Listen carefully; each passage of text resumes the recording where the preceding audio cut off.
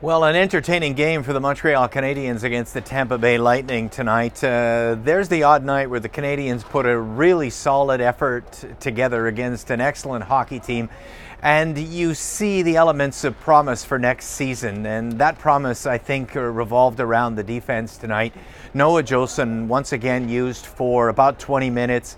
Victor Mete used for about 20 minutes. They both have seen in the last two games the first unit of the penalty kill. So Claude Julien is starting to use his younger guys, and what you're looking for is for them to play well enough that they compete.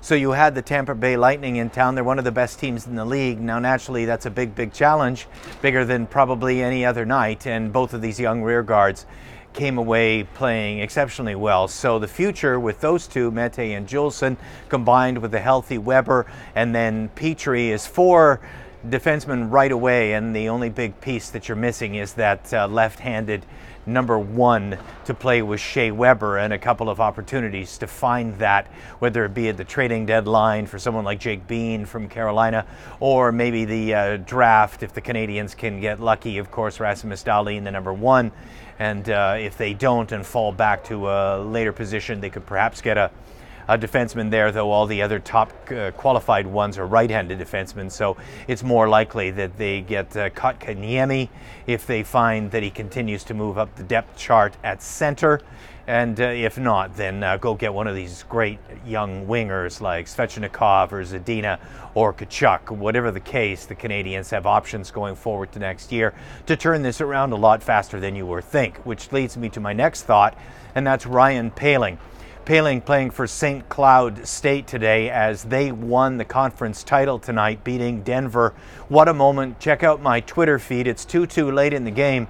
St. Cloud has had trouble with Denver all season long. They need this one, and Denver looks like they are putting on immense pressure.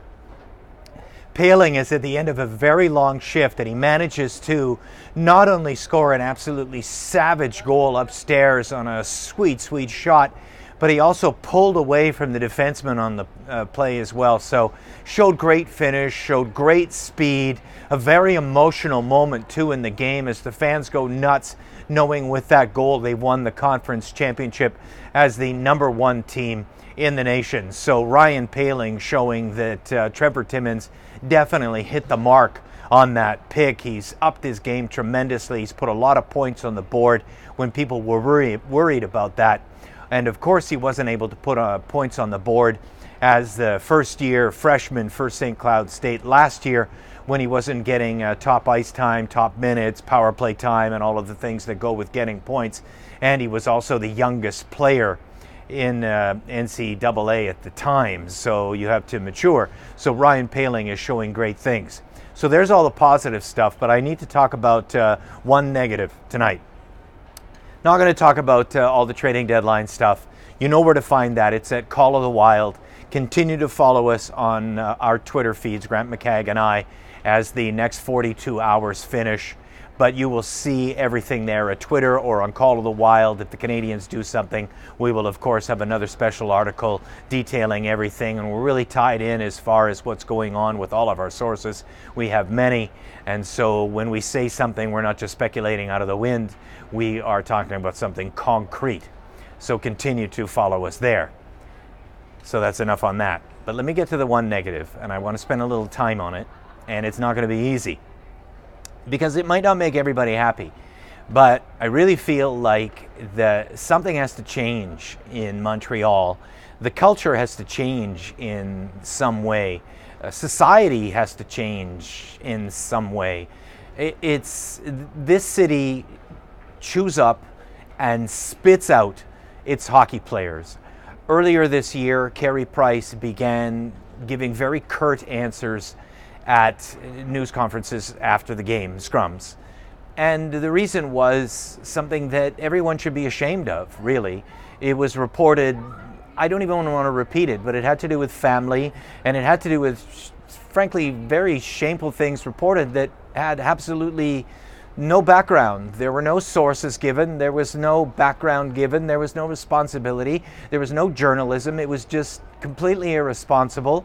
And he has every right to be angry with what transpired with him and Angela.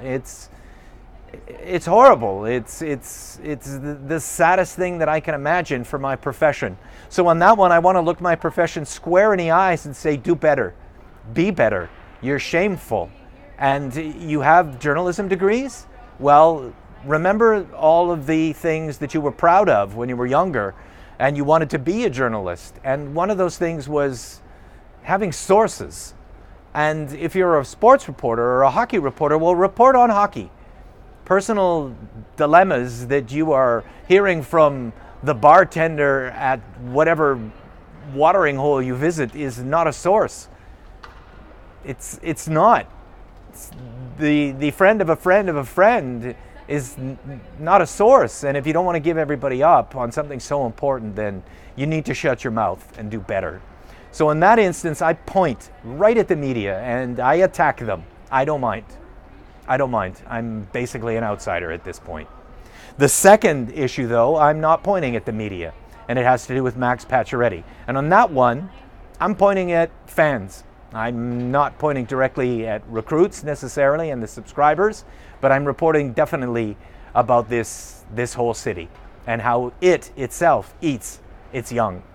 And we have two instances. One I haven't mentioned on my Twitter feed, nor at recruits, but we have an instance in where they're throwing a Max Pacioretty is gone party on Monday, and it's shameful.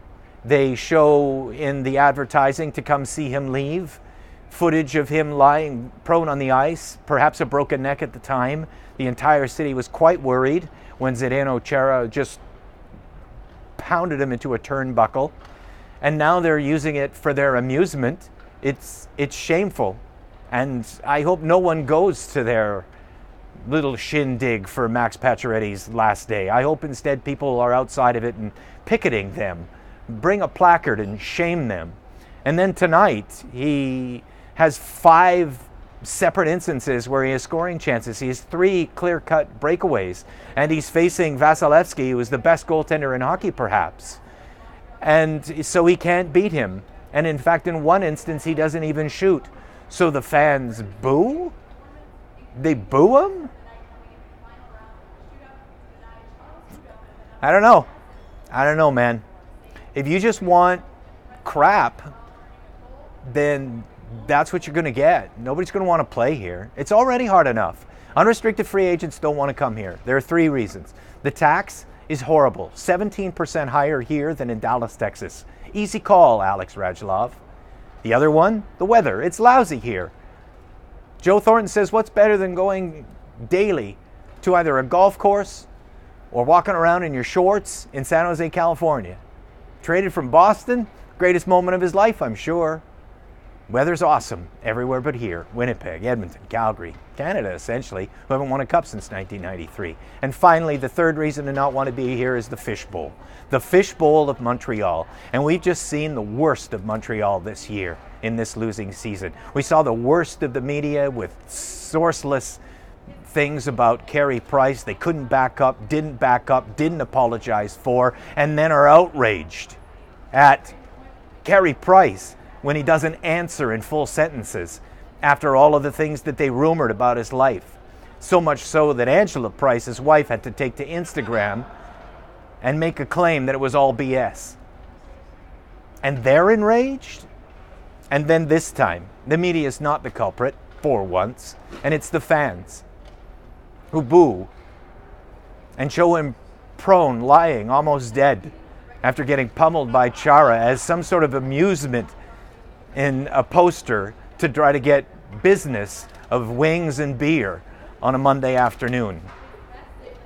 This city eats its players up, spits them out. And you want to win a cup? You can't win a cup without an unrestricted free agent. The Canadian team hasn't won a cup since 1993. There are 3 big reasons, and Montreal falls into the trap of these 3 big reasons all of the time. You can be competitive by drafting well. You can be competitive by making good trades. But the final portion in that 3-pronged attack to win a cup is attracting free agents. With this behavior from the media and fans, you will attract no one. Max Pacioretty wants to get out of town right now, and I do not blame him.